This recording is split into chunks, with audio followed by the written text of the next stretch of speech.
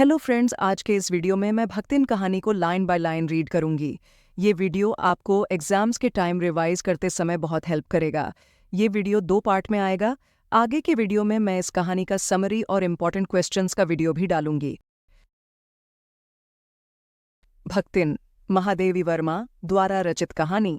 छोटे कद और दुबले शरीर वाली भक्तिन अपने पतले ओठों के कानों में दृढ़ संकल्प और छोटी आंखों में एक विचित्र समझदारी लेकर जिस दिन पहले पहले मेरे पास आ उपस्थित हुई थी, तब से आज तक एक युग का समय बीत चुका है। पर जब कोई जिज्ञासु उससे इस संबंध में प्रश्न कर बैठता है, तब वह पलकों को आधी पुतलियों तक गिराकर और चिंतन की मुद्रा में ठुड्डी को कुछ ऊपर उठाकर विश्वास भरे कंठ से उत्तर देती है, तुम पचय का बताई, यह 50 बरस से संग्रहित है। इस हिसाब से मैं 75 की ठहरती हूँ और वह 100 वर्ष की आयु भी पार कर जाती है। इसका भक्तिन को पता नहीं। पता हो भी तो संभवतः वह मेरे साथ बीते हुए समय में रत्ती भर भी कम न करना चाहेगी। मुझे तो विश्वास होता जा रहा है कि कुछ वर्ष तक पहुंचा देगी, चाहे उसके हिसाब से मुझे 150 वर्ष की असंभव आयु का भार क्यों न ढोना पड़े। सेवक धर्म में हनुमान जी से स्पर्धा करने वाली भक्तिन किसी अंजना की पुत्री न होकर एक अनाम धन्या गोपालिका की कन्या है। नाम है लाछमिन अर्थात लक्ष्मी। पर जैसे मेरे नाम की विशालता मेरे लिए दुर्वाह है, वैसे ही लक्ष्मी की समृद्धि भक्तिन के कपाल की कुंचित रेखाओं में नहीं बन सकी। वैसे तो जीवन में प्राय सभी को अपने अपने नाम का विरोधाभास लेकर जीना पड़ता है, पर भक्तिन बहुत समझदार है, क्योंकि वह अपना समृद्धि सूचक नाम किसी को बताती नहीं।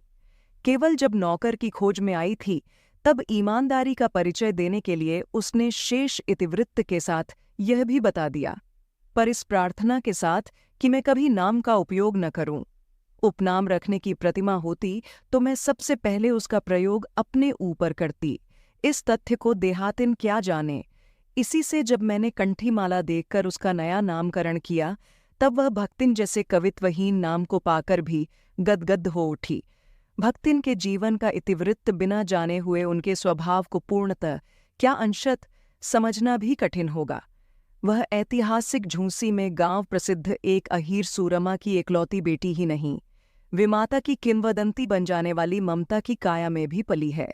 5 वर्ष की वय में उसे हंडिया ग्राम के एक संपन्न गोपालक की सबसे छोटी पुत्रवधू बनाकर पिता ने शास्त्र से 2 पग आगे रहने की ख्याति कमाई और 9 वर्षीय युवती का गौना देकर विमाता ने बिना मांगे पराया धन लौटाने वाले महाजन का पुण्य लूटा।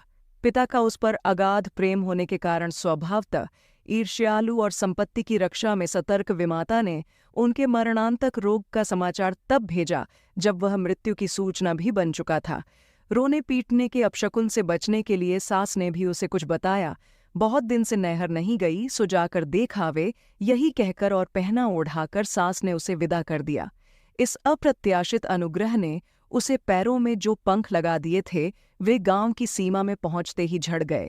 हाय लक्ष्मिन अब आई की अस्पष्ट पुनरावृत्तियां और स्पष्ट सहानुभूतिपूर्ण दृष्टियां उसे घर तक ठेल ले गईं, पर वहां न पिता का चिन्ह शेष था, न विमाता के व्यवहार में शिष्टाचार का लेश था।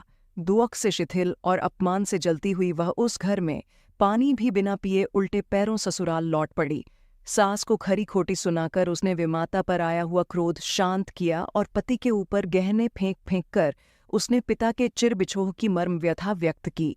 जीवन के दूसरे परिच्छेद में भी सुख की अपेक्षा दुख ही अधिक है। जब उसने गेहूं रंग और बटिया जैसे मुख वाली पहली कन्या के 2 संस्करण और कर डाले, तब सास और जेठानियों ने ओठ बिचकाकर उपेक्षा प्रकट की। उचित भी था, क्योंकि सास 3-3 कमाऊ वीरों की विधात्री बनकर मचिया के ऊपर विराजमान पुरखिन के पद पर अभिषिक्त हो चुकी थी और दोनों जेठानियां काकभूषुंडी जैसे काले लालों की क्रमबद्ध सृष्टि करके इस पद के लिए उम्मीदवार थीं। छोटी बहू के लीक छोड़कर चलने के कारण उसे दंड मिलना आवश्यक हो गया। जिठानियां बैठकर लोक चर्चा करतीं और उनके कल्लूटे लड़के धूल उड़ाते। वह मट्ठा फेरती, कूटती, पीसती, रांगती और उसकी नन्ही लड़कियां गोबर उठातीं, कंडे पाटतीं। जिठानियां अपने भात पर सफ़ेद राब रखकर गाढ़ा दूध डालतीं और अपने गुड़ की डली के साथ कठौती में मट्ठा पीती उसकी लड़कियां चने बाजरे की घुघरी चबातीं। इस दंड विधान के भीतर कोई ऐसी धारा नहीं थी जिसके अनुसार खोटे सिक्कों की टकसाल जैसी पत्नी के पति को विरक्त किया जा सकता। सारी चुगली चबाई की परिणति उसके पत्नी प्रेम को बढ़ाकर ही होती थी। जेठानियां बात बात पर घमाघम पीटी कूटी जाती, पर उसके पति ने उसे कभी उंगली भी नहीं छुआई। वह बड़े बाप की बड़ी बात वाली बेटी को पहचानता था।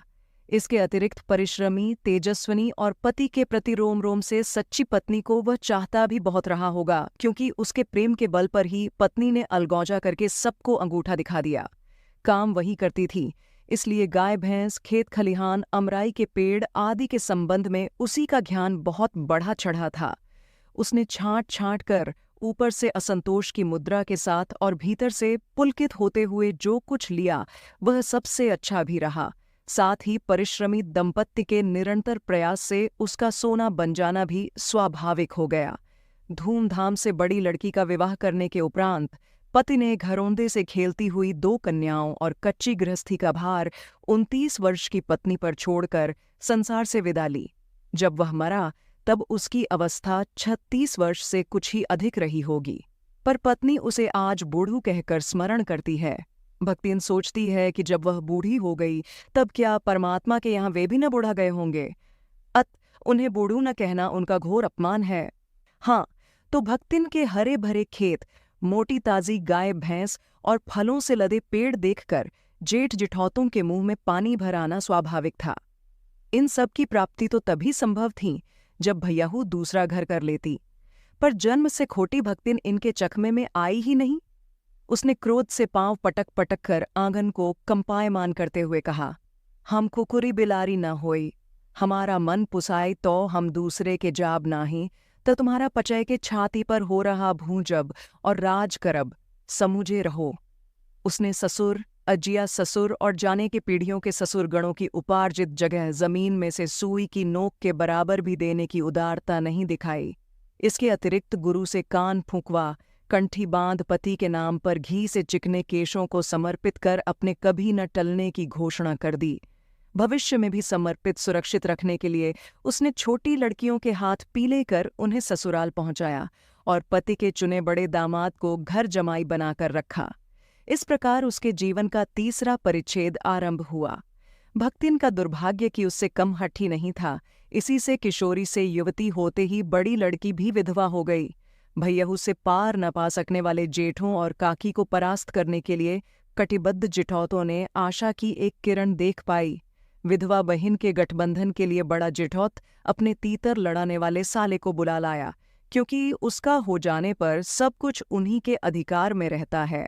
भक्तिन की लड़की भी माँ से कम समझदार नहीं थी, इसी से उसने वर को नापसंद कर दिया। बाहर के बहनोई का आना चचेरों भाइयों के लिए सुविधाजनक नहीं था, अतः यह प्रस्ताव जहाँ का तहाँ रह गया। तब वे दोनों माँ बेटी खूब मन लगाकर अपनी संपत्ति की देखभाल करने लगीं और मान न मान मैं तेरा मेहमान की कहावत चरितार्थ करने वाले वर के समर्थक उसे किसी न किसी प्रकार पति की पदवी पर अभिषिक्त करने का उपाय सोचने लगे। एक दिन माँ की अनुपस्थिति में वर महाशय ने बेटी की कोठरी में घुसकर भीतर से द्वार बंद कर लिया और उसके समर्थक गांव वालों को बुलाने लगे। अहिर युवती ने जब इस डकैत वर की मरम्मत कर कुंडी खोली तब पंच बेचारे समस्या में पड़ गए। तीतरबाज युवक कहता था वह निमंत्रण पाकर भीतर गया और युवती उसके मुख पर अपनी 5 उंगलियों के उभार में इस निमंत्रण के अक्षर पढ़ने का अनुरोध करती थी। अंत में दूध का दूध पानी का पानी करने के लिए पंचायत बैठी और सबने सिर हिला हिलाकर इस समस्या का मूल कारण कलयुग को स्वीकार किया। अपीलहीन फैसला हुआ कि चाहे उन दोनों में एक सच्चा हो चाहे दोनों झूठे, पर जब वे एक कोठरी से निकले तब उनका पति पत्नी के रूप में रहना ही कलयुग के दोष का परिमार्जन कर सकता है। अपमानित बालिका ने ओट काटकर लहू निकाल लिया और माँ ने आग्नेय नेत्रों से गले पड़े दामाद को देखा। संबंध कुछ सुख कर नहीं हुआ, क्योंकि दामाद अब निश्चिंत होकर तीतर लड़ाता था और बेटी विवश क्रोध से जलती रहती थी। इतने यत्न से संभाले हुए गाय ढोर, खेती बाड़ी सब पारिवारिक द्वेष में ऐसे झुलस गए कि लगान अदा करना भी भारी हो गया। सुख से रहने की कौन कहे। अंत में एक बार लगान न पहुंचने पर जमींदार ने भक्तिन को बुलाकर दिन भर कड़ी धूप में रखा। यह अपमान तो उसकी कर्मठता में सबसे बड़ा कलंक बन गया।